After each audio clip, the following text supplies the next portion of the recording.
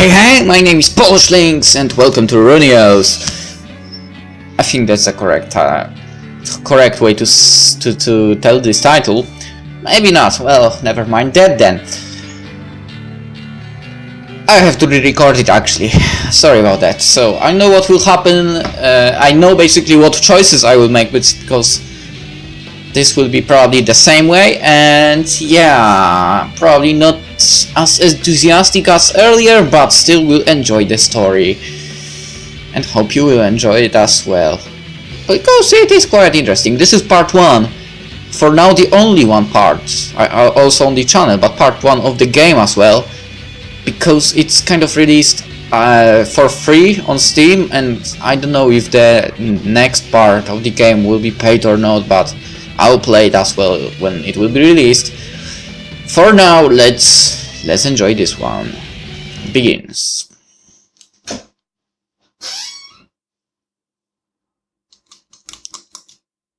So, how should I begin the story? Gee, if you don't want to, I could take over from here, you know. Besides, isn't starting from the beginning just common sense? What? You want me to go all the way back? Do you have any idea how long that would take? Well, we shall start from a town named Trondheim, when it was spring and the arbitrarily chosen year was 621.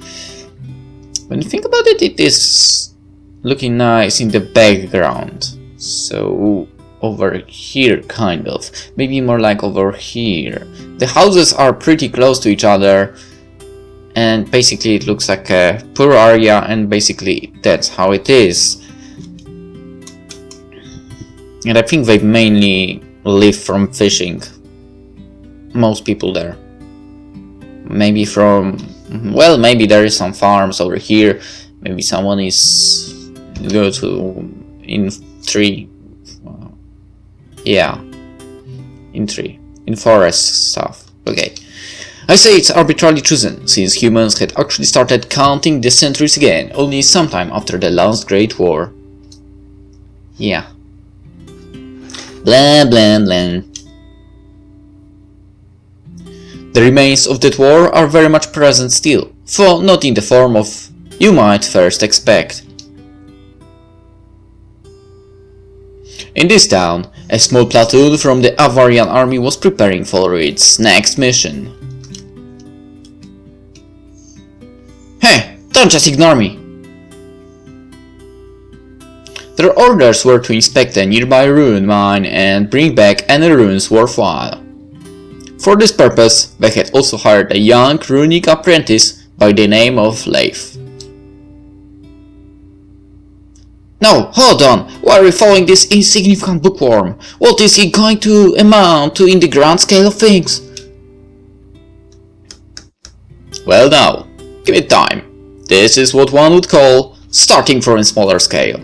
It will be alright in the end. What have I say?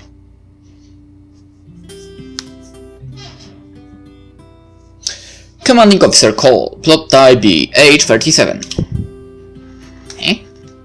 What's with the peculiar details? We might need these details. Don't worry about it, just a little tidbit. This sure is the pits. That pesky inn we had to sleep in was one thing, but seeing just how slow the mornings here are makes me think of it all over again. Runic Apprentice, Leif. Let's go with Leif. And this time it's actually normal. I take it you haven't been to this town before, sir? No way! You'd need to really have really rotten luck to be assigned to the middle of nowhere like this. Actually, middle of nowhere is probably a nice place. I wouldn't mind. I mean, if there is a place you can buy food, and if there is other stuff, basic stuff, basically to live like normal life, and maybe not like here, but you know, some kind of village, I'm fine with it. The man was right, as Trondheim was a rather small, remote fishing town near the southwest border of Bavaria. The weather here was rather warm all year long, but then again, that was pretty much the only positive thing to say about this town. Wooden houses built side by side formed a network of sprawling alleys and tiny streets, and yet the town's market square was actually the only part of the town that was paved. See? Only place paved, so other places, well, solid ground. Well, maybe not solid sometimes, if the rain was around. Well, might get messy, hence not really easy to walk there. Only a few merchants were setting up their stalls, and near the pier, a few sailors were preparing their fishing boats. For Leif, accustomed to the busy streets of the capital, it must have felt like the entire town was still sleeping. But think about it, that might be a quiet place. And, wow, I enjoy quiet places. Well, doesn't that make us the unlucky ones then? Hardly, this good job. Get in, bring back what you can, and get out! We'll leave the heavy lifting to the miners. We're just here to make sure the place is safe. It's awfully convenient. Here is to hoping the site ain't flooded by monsters. Now that would be rotten luck.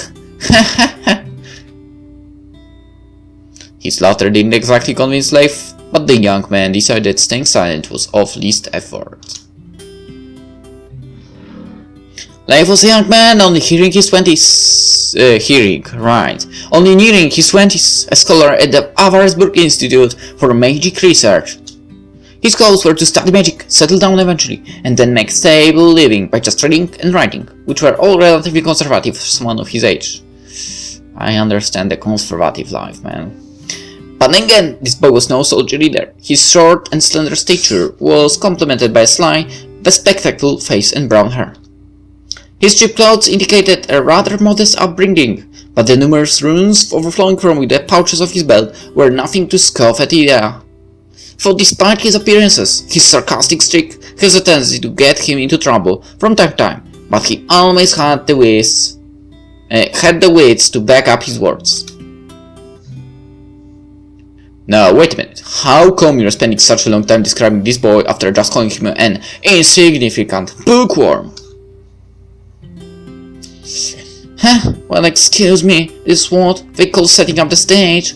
You need to get some background laid out there and build it up all slowly. True. Hi, hot, too hot. Yeah, the tea, sorry. Nonsense. If you spend too much time dilly-dallying around, the audience will lose their interest. Yeah, that's true. Now, watch and learn. Coos platoon with Leif in tow made their way towards the aforementioned rune mines. Now, these mines were, of course, mines, only in name. It was no secret after all, that runes were actually dug up from the battlefields of the past. While the exact details have been lost amidst the shadows of history, the weapons and other reminders of past battles seem to be plentiful wherever these magical stones were found. But the weapons of the past were also the technology of today, as the magical power of the runes could be channeled into various mechanical devices, not only for combat but also for fueling the growing industry.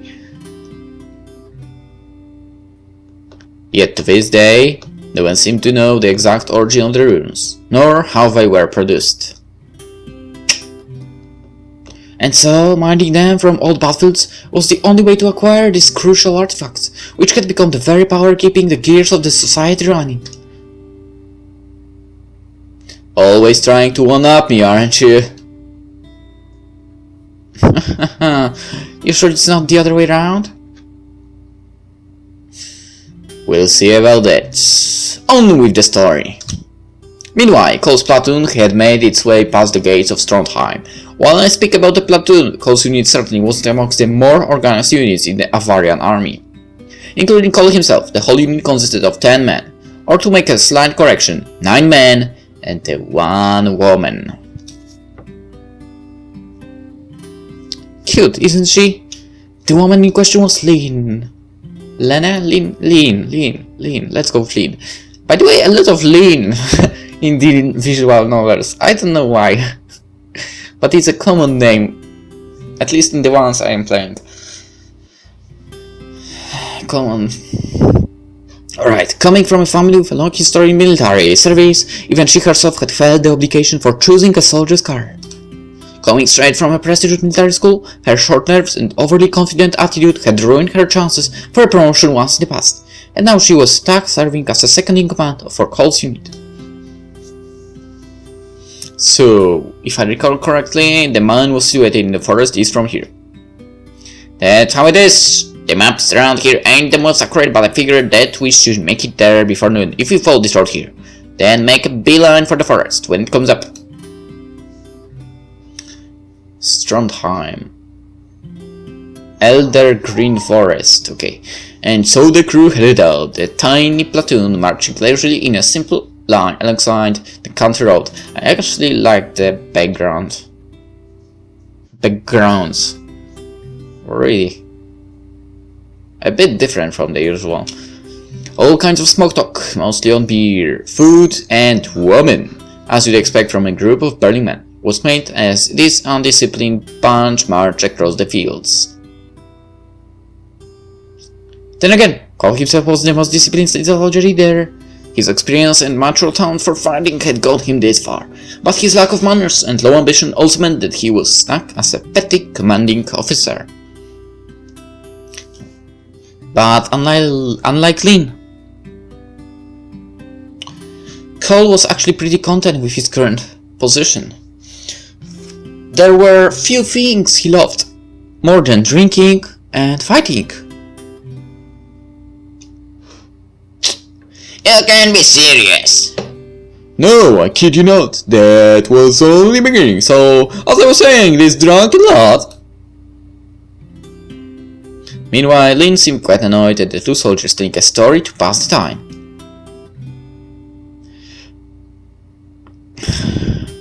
Not so cute anymore, right?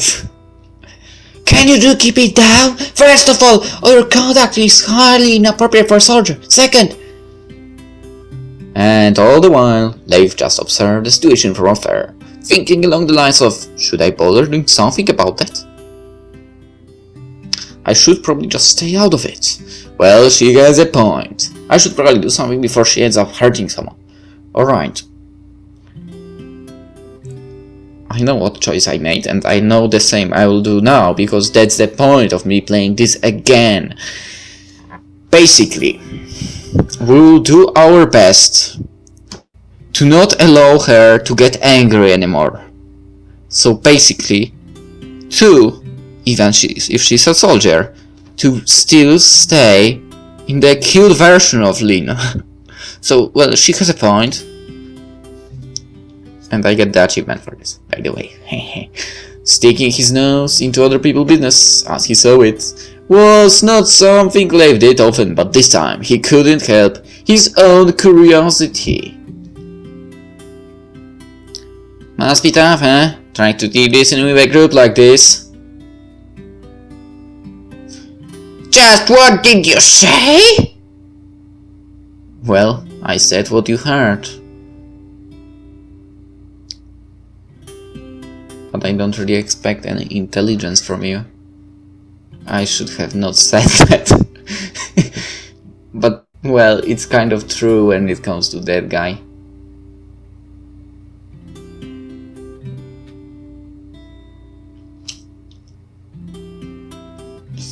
Leif's comment didn't go unnoticed, for Lynn didn't seem to care too much.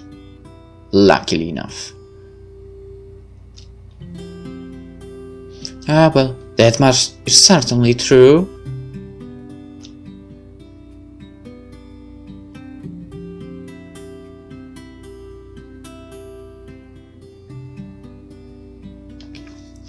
Hey, do you really think you can just ignore us?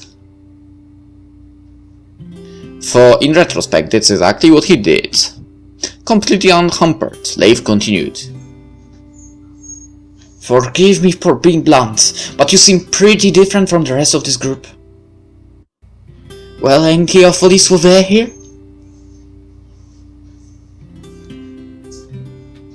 Don't underestimate a man who makes his living by reading. And writing. That's true. You bet I do. I graduated from Avarisburg's Military Training Institute, well on my way to respectable rank. And where do they transfer me? To a petty little group like this. I can't understand what the higher-ups are thinking. It didn't take too long for Leif to realize there was probably some kind of a deeper reason for all that. But praying any deeper would have shown bad tact. Not to mention, it would have been outright dangerous. True. And meanwhile... Hey, aren't you two forgetting something here? Let's just say that we weren't the only ones forgetting something.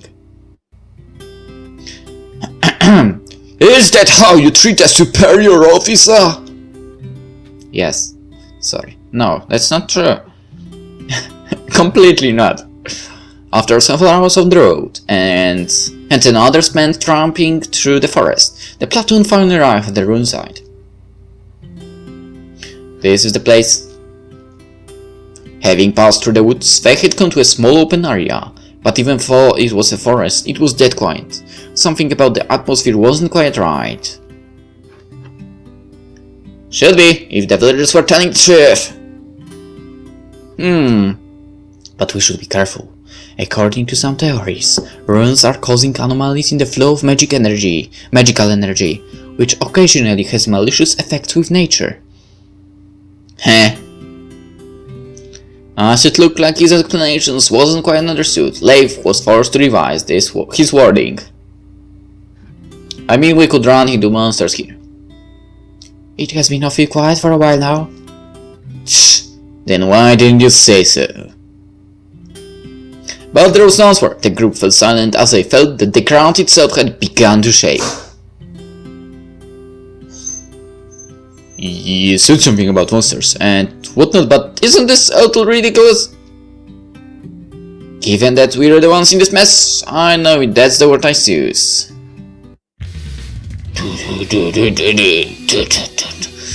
Right. Some kind of bug, right? The said creature looked every bit like a horned beetle. Yes, what I meant, a bug. Well, that's if horned beetles were 9 feet tall and ferocious. All things considered, Cole and his men were no strangers to a situation like this. Monster extermination was one of the army's tasks, next to hunting down bandits and keeping order. Still, apart from speculation, no one seemed to know where these monsters come from. A beetle would not grow 9 feet tall under normal circumstances, that much was for certain. But just who or what was responsible? Got no choice but to stand and fight! Get information! Spears to the front, archers to the back! Lynn, you and me will go in from different sides, got it? I don't know, maybe our guy, main character possibly, because we made that choice for him, has some trump cards in his magic. I don't know, like explosion magic? One hit and the beetle is done. The arrows ain't working on that thing! Well, obviously. The creature's tough carapace seemed to deflect every attack. The arrows bounced right off. Then aim for his damn nice! The men cursed and yelled at each other angry, but somehow their formation held together, even as the creature stormed towards them. And here we have angry Lynn again. Not so cute Lynn again. We've got to aim for its leg joints! How about you trying something like that? That thing's just gonna crush anyone who goes anywhere near it. I don't think it's fast if it's 9 feet tall. Then, something completely unexpected happened. Clumps of ice seemed to materialize from thin air, bending the creature's middle legs. What the? I don't care what it is, now's our chance! Cole and his men made quick work of the monster, poking their spears and swords into the slits and gaps between its carapace plates. In the end, you could almost feel some pity for the poor creature. Maybe. Ouch! Overheated again. I guess it still needs more work before it's ready for practical use. In his hands he held a metallic gadget of a delicate shape.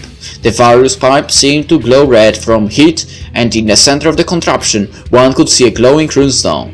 And yeah, I said that I re-recorded. Yes, I do. They added achievements actually after that. Really. I quite don't like that with when the game is released and achievements aren't there from the beginning, but are added a bit after. Okay, that was like 2 days, so that's quite okay. But the most annoying thing about devs is if the game is already there for, I don't know, a year or even longer, and then they will go with achievements. Oh man, really, it's really annoying if you don't really feel like coming back to the game, but you have the urge to actually get the achievements. Trust me. Alright.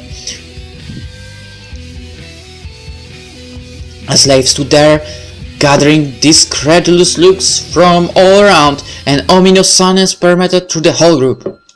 By now, runes were quickly becoming more and more famous, but outside the capital magic was still a rarity. Those living in the countryside had obviously never seen runes, let alone magic. Eventually Lynn was the first one to break the silence. The dice. Don't tell me you somehow... Well yeah, this is a rune amplification device, or should I say a prototype I'm working on. Commonly, magic was channeled from runes with an amplification device, a mechanical apparatus built solely to convert magical energy into a more useful form. Designed largely through trial and error, they were delicate contraptions of large enough to fill an entire room. Small devices like the one Leif carried was one of the kind, but the power that could be channeled through such device was highly limited. Well, whatever it is, it ended up saving us. That beetle was a tough nut to crack.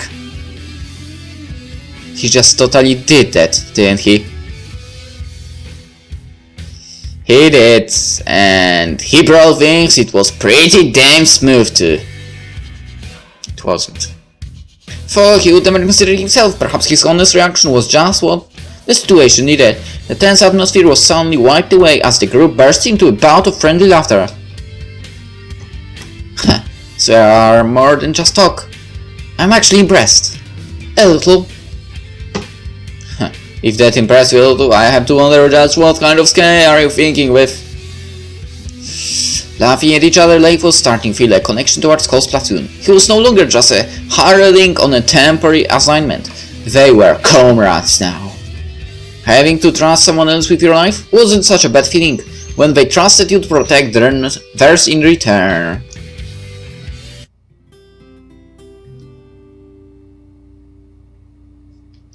Afterwards, the group split up, searching the forest for ruins, as they were plentiful where signs of past battles lay. The forest had concealed such signs well, but not entirely. Here or there, you could find a battered helmet, half buried to the ground, or a rusted sword stuck under a tree root. Their owners were nowhere to be seen, though. So, I'll be checking this and then... Hey! Lynn, go after him! He's still a civilian, so we can't really leave him alone. I guess it can't be helped. Shrugging her shoulders in an overly grand manner, she then hurried after him. Another kid appears.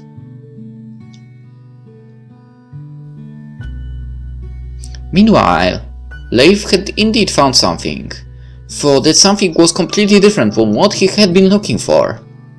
It was a girl, roughly the same age as him, dressed in a long gown, embroidered with elaborate patterns, but if you look closer still, you could make out tiny horns on her head. Curved and spiraling on the side of her head, they somehow gave the girl a dignified yet mysterious look. Leif faintly remembered having read of horn-headed people, the Jacawi, a nomadic race as old and as unchanging as time itself. Their horns were said to be the source of their magical powers, and indeed they seemed to be able to command magic at will.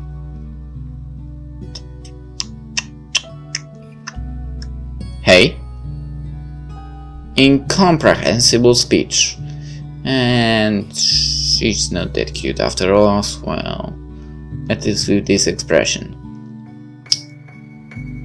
Leif held out to the girl, but since their languages were different, it only resulted in confusion. They both laid their arms, trying to explain their situations, for not a single word was understood by either side. As it didn't seem like they could hope to converse with each other, Leif found himself trying a simpler method of communication. I'm looking for this. Seen any? Pulling out a rune from his pouch, he pointed at it, only to see the horned girl turning her head sideways, with that universal gesture for vague curiosity. For just then, the rune in Leif's hand started glowing by itself, and similarly, her horns were also emitting a soft glow, as if they were resonating with the stone. Suddenly, Leif could hear a voice inside his head, for the girl's lips weren't even moving. Is that magic? Was that your voice? Pointing at the horned girl, Leif stood there with a blank face, for he was well versed in magic. He'd never read of anything quite like this. The two seemed to be able to tread thoughts freely, without even opening their mouths. Yeah, I'm actually communicating with a member of another species. This might be a first. Very funny. Anyway, I go by the name of Leif. And you? Abby. It seemed that it was all she was going to say about herself. Now quite cute. You know, embarrassed and so. Just how did you manage to wander off this far? Wait a minute! Who's that? A Jacawi? Yeah, seems to be from the local tribe. Her name is Amy. Huh? You can actually speak the Jacawi language? Well, something like that. What do you mean with that girl being troublesome? Is she someone dangerous?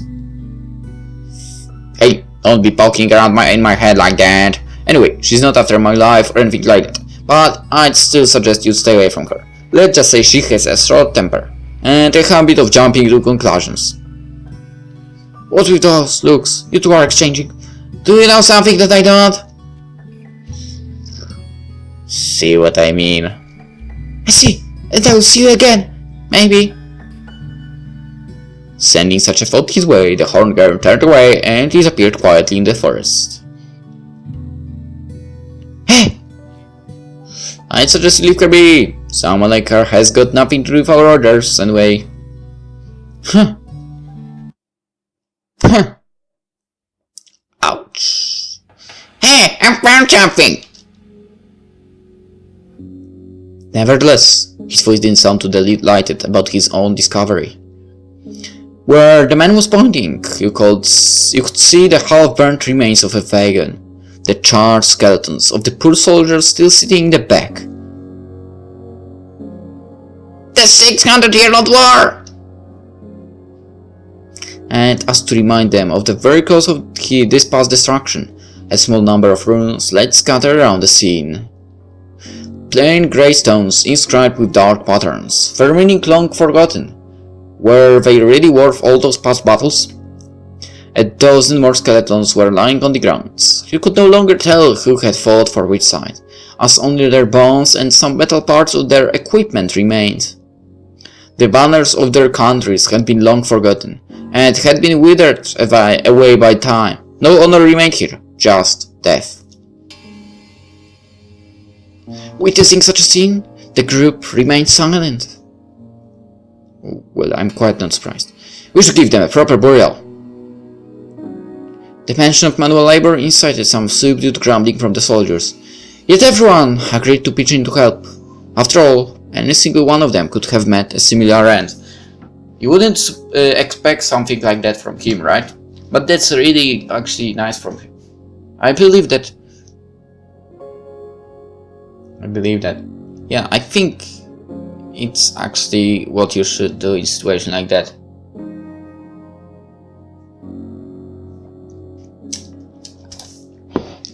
Or burn, actually. There's also an option. For I'm not sure if burning skeletons would be good for environment. Because if you burn a body, and I'm not talking only about human body, I'm talking also about animals and so on, it can give nutrients to, well, to trees, to bushes, and so on. So basically to all the fauna. Alright, Leif and Lynn, who had their seen and real battles, felt a little left out. Even though they did understand all this on a fundamental level, they could hardly claim to understand what seeing this meant to a seasoned soldier. Worn out, cynical, and disillusioned, those who had seen their fair share of wars definitely knew how close death loomed every step of the way. Leif, your first time seeing a corpse? Her voice sounded different, like it had lost its usual lofty edge. Noticing it, Leif seemed even more serious than usual. Is only skeleton a corpse? I'm not sure really. I'm pretty sure that corpse would need flesh and so on as well. These are only skeletons left here. Hardly. It's not something I'd like to get used to. Just who are you? Let's go with not something, yeah, this one. To be honest, it's not. Then again, it's not something I'd like to get used to either. And with such an answer, Lynn stared past him and at the broken skeletons lying in the mud. She gritted her teeth and replied, Your blessings are allowed to think that way. Leif knew perfectly well that what she meant, but chose not to bring it up. Some questions simply did not have a right answer.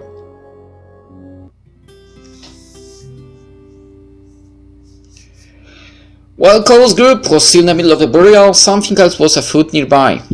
Coming through the forest, it was another unit of the Varian army.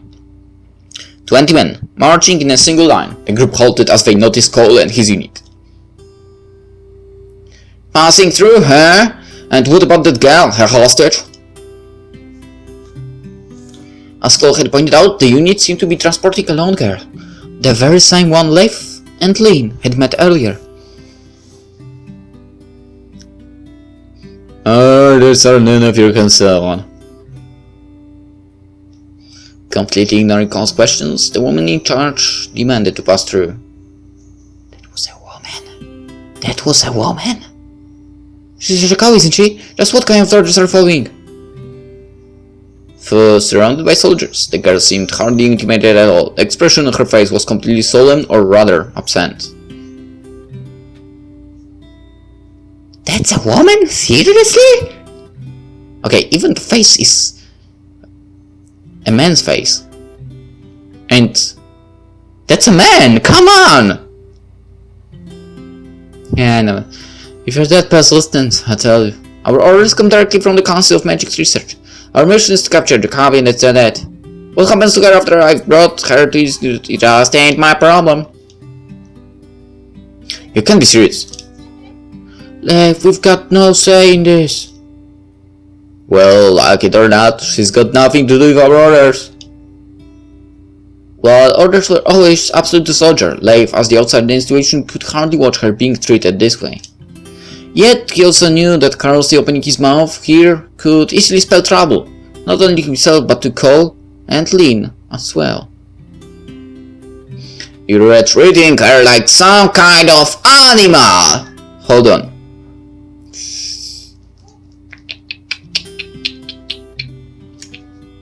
Well, sorry, but in a situation like that, I don't really care. Boom. I can't believe anyone from the Institute would issue such an order. You're treating her like some kind of animal. Keep your pride to yourself, runic. You haven't got anything to do with this. Besides, why should I care? She's not even a human. So? Calm, kid. The soldiers are just following orders. That's right, listen to your commander and shut your mouth. You're just a civilian. Well, you know what? If he frees you, you will be surprised. Don't forget he's still under my employment. Cole wasn't exactly one of the high-ranking officers, for the others knew him by reputation, knowing not to get caught up on his bad side. Alright man, let's get this thing back to the capital. The officer and his men made their way back home as they continued to escort their new prisoner. What the hell are you thinking, Runic? Don't step out of the line again, or I'll cut off your feet! That's nothing. Come on, we need to get moving too. It's a long march back to the capital. Well, sorry, but I had to do this. Okay?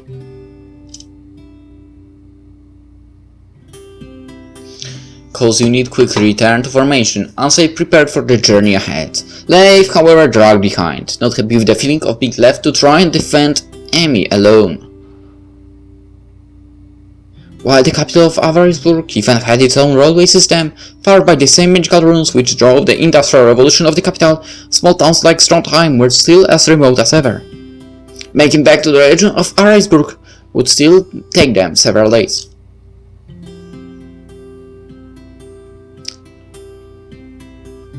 Upon the journey home, the group decided to make camp for the night.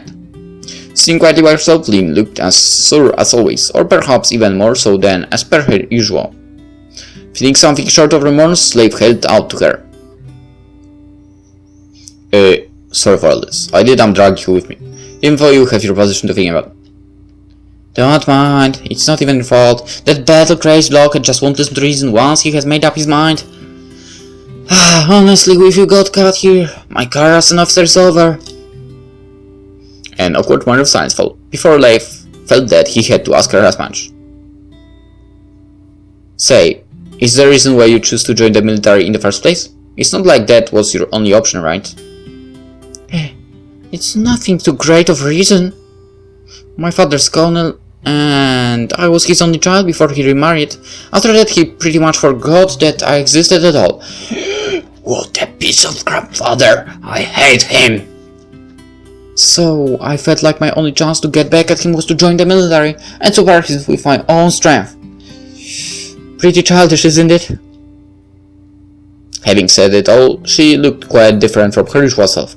Perhaps even she herself was surprised at just how honest she had been there. Not at all. I think it's great that you have something to strive for. Unable to reply, she simply nodded slightly, before looking away into the distance.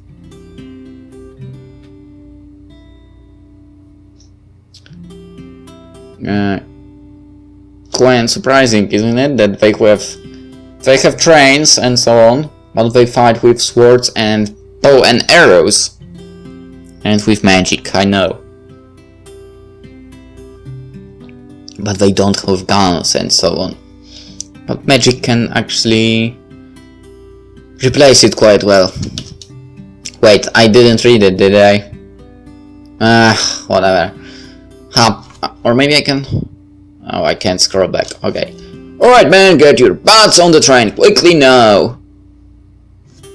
His voice was drowned out from the whistle blast of the conductor. The train was just about ready to leave. For just a small military platoon, the members of our army were well treated, their cabin well decorated, with brown leather seats and plenty of legroom. This was for sure an upper-class cabin. After taking their seats, the train soon burst to life as the short ride home began. In just a few hours, I will finally have a decent shower. What's the matter? Nothing like rocking you for a few nights. Not all of us like to live like dogs. Yes, have to agree. As the group exchanged banter between themselves, the train finally pulls out from the station, making its way across the vast open country. Just another hour and we'll be home. Huh? At that moment, the light in the cabin begins to fade. The train swings more and more harshly. What the? Something is not right. Relax, bro, just some crosswires causing a power outrage. That's not it. Leif was staring out of the window, eyes fixed up on the sky.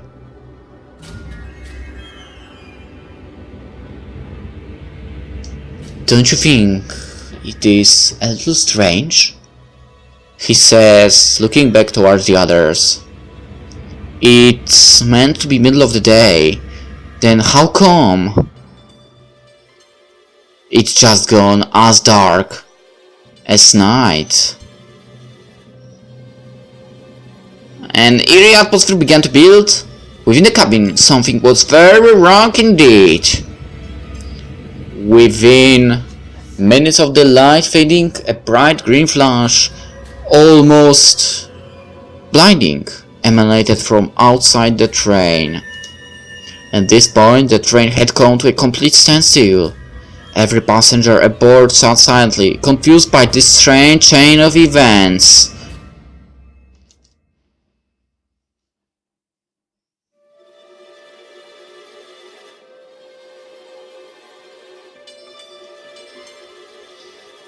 Close unit attention was quickly directed to the end of the cabin as a sharp, high-pitched scratching sound echoed. What the hell was that? Whatever it is, it's coming from outside the train. The scratching moved along the walls of the cabin, and finally, stopping at the door. Everyone watched intently as the hull began to slowly pull down. Someone's trying to get in. Someone! Or something! Impossible. All the doors are locked tight during transit. There's no way in. Leif, the train isn't in transit!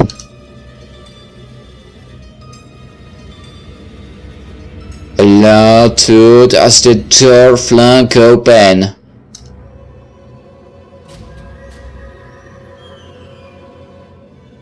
Blinding light once more flooded the cabin as a figure slowly began to emerge from the door.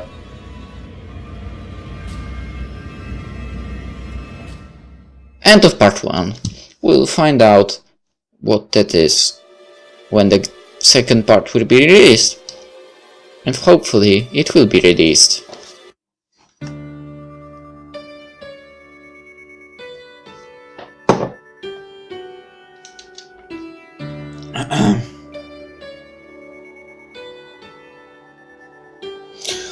Right, that was Runeous, part 1 actually.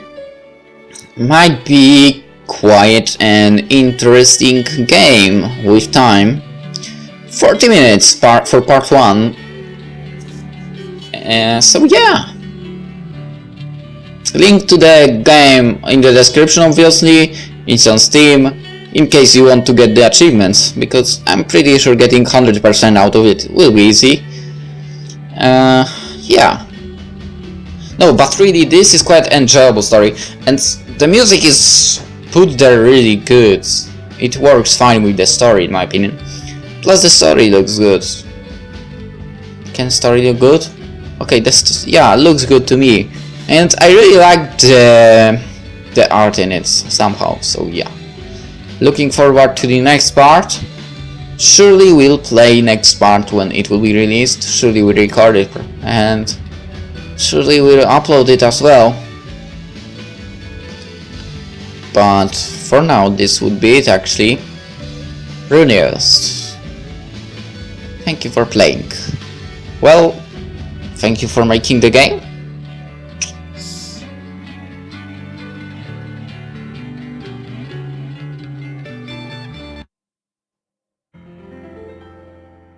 Achievement Knock Endgame. Novelty games. I need to check them out. Lost Fables. Alright, that's actually what appears when you start a game as well. Alright. That was Runeous part 1, as I said a few times already. Hope you enjoyed it. But for now this is the end. And well, see you in the next game. Bye bye.